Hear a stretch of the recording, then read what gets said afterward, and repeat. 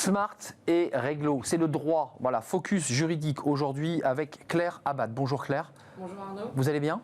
Très bien, et vous ? Ravi, moi je vais toujours bien. Ravi de vous accueillir, avocate spécialiste en droit social et vous êtes fondateur au cabinet AC Légal Avocat. Je l'ai bien dit ? Oui. C'est bien ça.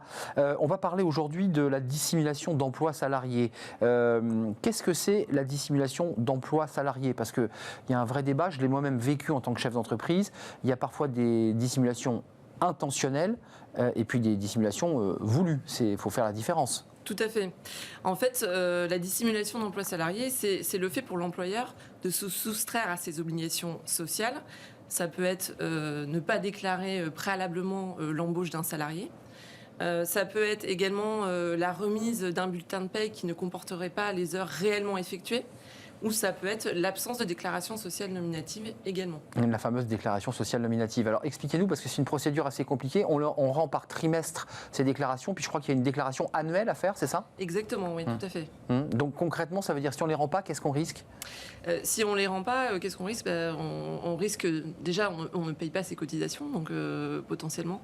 Et on risque plusieurs pénalités, que ce soit civiles, pénales ou administratives. Donc ça peut être assez lourd. Concrètement, qui surveille tout ça ? Alors c'est l'URSSAF. Vous pouvez avoir un recours par l'URSSAF. Je vous confirme. Vous pouvez également avoir un recours aussi par le salarié devant le Conseil de prud'homme.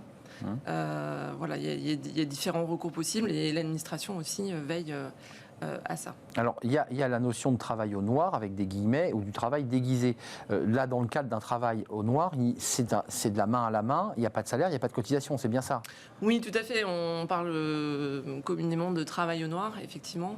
Il peut y avoir aussi de faux travailleurs indépendants, de faux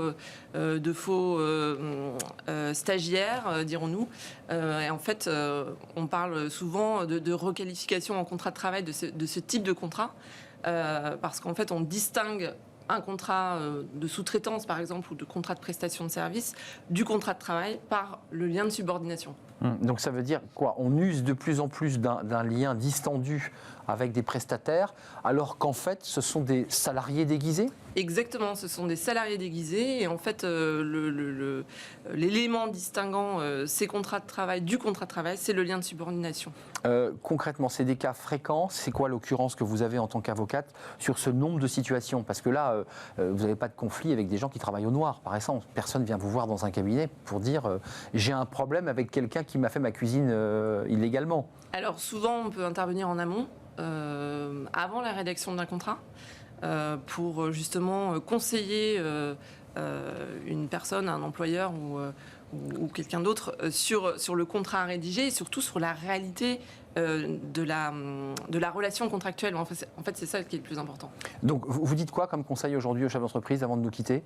Qu'est-ce qu'il faut qu'il fasse ? Parce qu'en l'occurrence, si on oublie la déclaration annuelle, l'URSSAF considère en fait qu'on a quoi ? On a oublié quoi ? Qu'on ne serait pas dans les clous ? Oui, on serait effectivement pas dans les clous. Alors qu'on a rendu les trimestriels.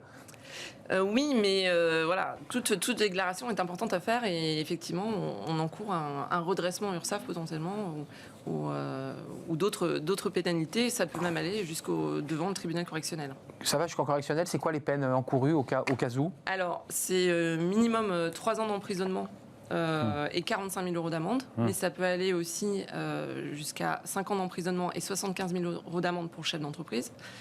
Voire même jusqu'à 100 000 euros d'amende et 10 ans d'emprisonnement dans certains cas. Ce qui n'arrive jamais, rassurez-moi. Si, ça peut arriver, malheureusement. Ça peut arriver ? D'accord, ça c'est des cas où le juge considère qu'est-ce qu'il a fait pour avoir une peine aussi grave ? Des circonstances aggravantes. Aggravantes, d'accord. Ouais. Donc ça veut dire qu'il a récidivé en bande organisée. D'accord. Et l'entreprise aussi encourt une amende de 225 000 euros quand même. Donc effectivement, ce qui n'est pas négligeable pour une entreprise. Merci Claire Abad. Vous vouliez rajouter quelque chose peut-être ? Non. On a fait le tour ? C'était tout. En tout cas, merci de m'avoir reçu. Mais c'est très très bien. Merci Claire Abad, avocate spécialiste en droit social et en droit du travail. Tout de suite, on fait évidemment la pause café. C'est important la pause café, même chez les avocats. Alors, on va parler d'un sujet qui concerne les femmes, évidemment, le congé menstruel. Qu'est-ce que c'est exactement ? Ça n'existe pas en France, le congé menstruel, mais ça existe dans d'autres pays. Fanny Griesmer nous explique tout sur ce sujet.